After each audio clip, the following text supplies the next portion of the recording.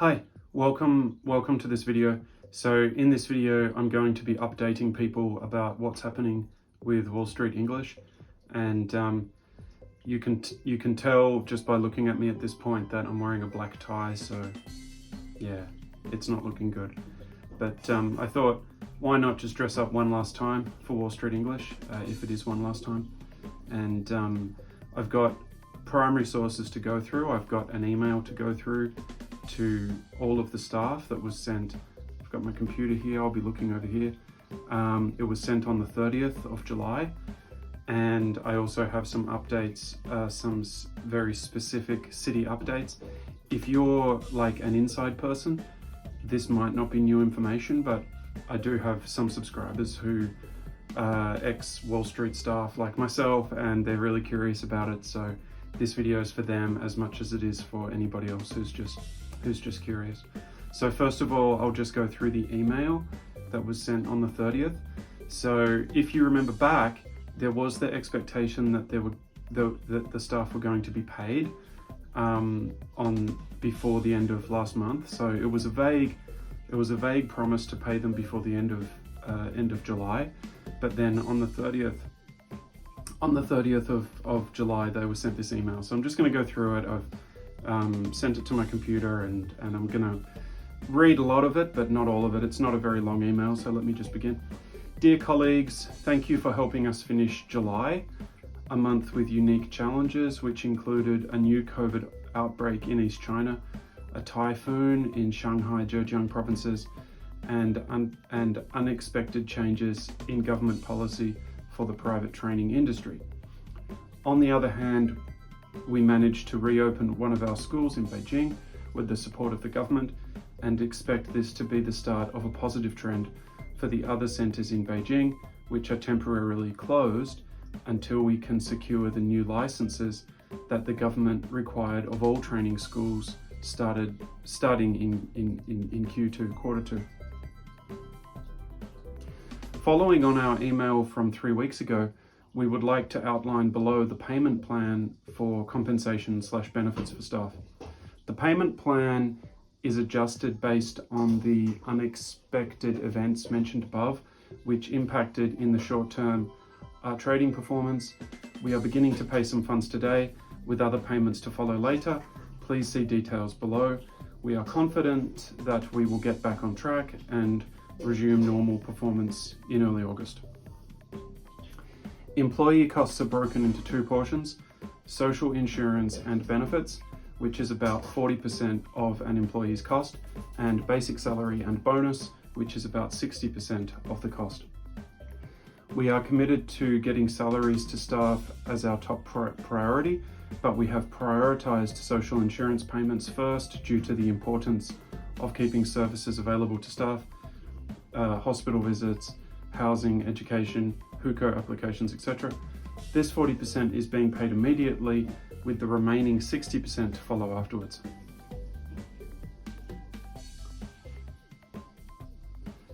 July 30th, July 31st. Complete paying social insurance across China. Payments in most cities were completed today, with the remainder by tomorrow. Early next week, payment of housing funds. For payment of remaining owed salaries from May, our founder Peke is in the process of arranging short-term financing to cover salaries, and we are treating this with the utmost urgency and importance. We will update you as soon as we can. We are also pleased to note that we have made good progress with investment discussions with another Wall Street English territory, and we are in advanced talks now to secure funding. The investor is continuing due diligence this week and has met 16 senior managers of WSE China over 3 days for further discussions. This is a direct sign of an advanced step in negotiating investments.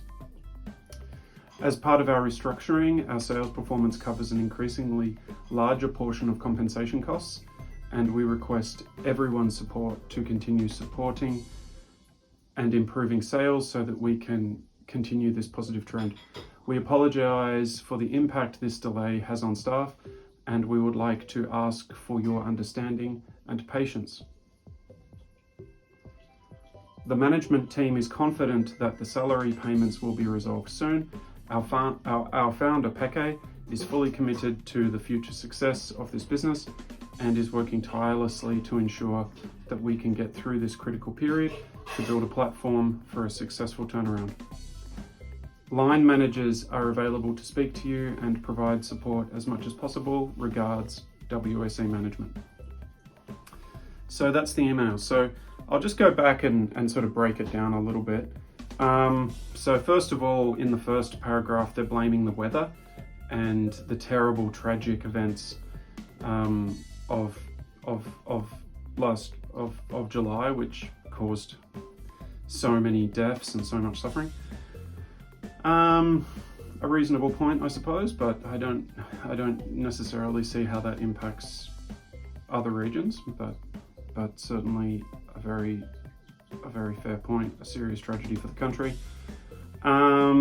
They've said that they've managed to reopen one of their schools in Beijing with the support of the government, so that's, I guess, good news. So that's a little summary of the good news. And then the licensing issue, so they're having trouble with the licensing, and there's the uncertainty that's arisen because of the government's new policy about education, about training centres, and how much impact that will have on Wall Street English. Okay, then they go into the payment. Now this whole paying the social insurance but not paying the salaries, I mean, people can't buy groceries, people can't pay their rent with the social insurance. So yeah, I mean, it's certainly something that hasn't really reassured many people. And yeah, after I go through the email, we'll talk about some of the reactions in some of the cities. Yep, so they've talked about they've paid the social insurance. It's not easy to verify that the social insurance has indeed been paid. Staff pretty much just have to take their word for it. There is a process to verify that, and I was told that somebody has had to pay income tax on their salary even though they haven't been paid their salary, so that's interesting. So that might give some indication of the fact that they are being paid social insurance, but I'm not sure about that. I think in a very real sense, most ordinary staff just have to take their word for it. And we do remember when they were told that they were paid, for their health insurance was paid, but it wasn't paid. They had no health insurance. Yep. So Peke is trying to find financing to cover salaries. Now I'm not going to. I'm not going. A lot of my viewers have probably stopped watching by now, but those people who have stayed with me. The loan, I do have confirmation, so let me just get into some of the reactions. A lot of the staff in Tianjin and in Beijing were disgusted by this email. They were really angered by it, and that's fair enough because it's more or less just like more words, and they don't want words, they want money that they can pay their rent with, that they can buy food with, and cover the costs of continuing to work at Wall Street English. They have to pay the subway to get to the centres, they have to pay for the buses, sometimes the VIP teachers have to pay for taxis, the VVIP teachers have to pay for taxis, and yeah, they want actual real money that they can spend. So a lot of them were very disgusted, very angered by it. I've seen some photos from group chats in Beijing and Tianjin, mainly in Tianjin, but some private group chat photos from Beijing, because the official Wall Street group chats have been shut down in Beijing, largely shut down, but there are a couple of private group chats that I've been able to get access to, and it's just universal disgust. Basically, that was the reaction. It was just absolute disgust. And even some of the real extreme loyalist people who seemed to me that they were just going to work forever without being paid have finally had enough, and they've started to talk about the next step. Now, in Tianjin specifically, a lot of the teachers have come together, and it's really impressive and quite surprising to see how they've come together, and they've begun to make inquiries about how they could officially start to begin a process where they could get their pay, get some of their pay given to them through the process of arbitration. But I don't believe that they have officially begun the process of arbitration. But by contacting the government, what they might not have realized, and I guess this is my perspective on that, is that they might have triggered de facto a process of arbitration, because in China, stability maintenance is so important. So once a government agency, contrary to popular belief, I don't think there is the amount of information sharing across agencies that people in foreign countries, in Western countries might imagine, but there is still information sharing, especially when it touches upon consumer rights. And these schools in the past have caused like minor disturbances. The police have had to come, students and staff have been really quite angry, and they've gathered en masse. So I am of the opinion that a sort of a de facto arbitration process might have been begun, and that the government may not allow new contracts to be signed, and may begin to investigate Wall Street English and find out what exactly is happening. So that would mean that trading would be halted and so on. But that's just my conjecture. It's not what we know is happening. So what we know is happening is that one of the senior teachers at Wall Street English in Tianjin had a conversation with David Kedwards, the CEO of Wall Street English, and he basically said, look, Pecky tried to get a loan and he was rejected, and this gentleman, Mr. Kedwards, gave the reason as Pecky's age. So Pecky was too old to secure the loan, and that because Pecky was a foreigner.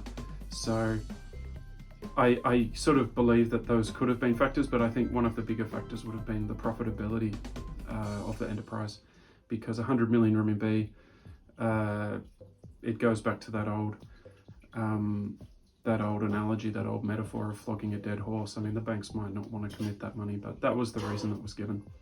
Now, I'm not going to sit here, I'm not going to stand here and have my 5 minutes of fame to 20 or 30 people who are interested in this topic.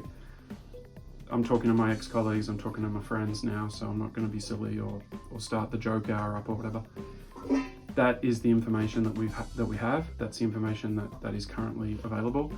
And so there's talk of getting amounts of salary this week, but until that happens, like it's just more talk, isn't it? But that's the situation. And like it does look like Wall Street teachers are going to be pretty lucky, because there are a lot of jobs there. And in a normal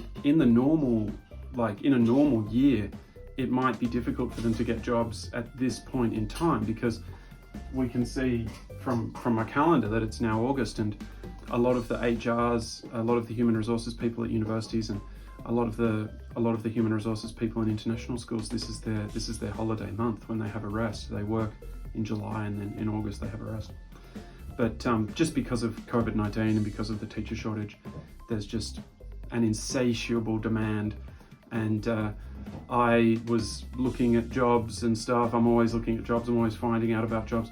And I was contacted out of the blue by an agent on Skype today, trying to offer me jobs all over the country, and some pretty high-paying university jobs in Qingdao and in Tangshan. So all of the teachers are going to be fine. And if you're a teacher watching this and if you're feeling a bit worried, don't be worried, because whatever happens, you're going to be able to move on and find a new job and start getting paid real money again.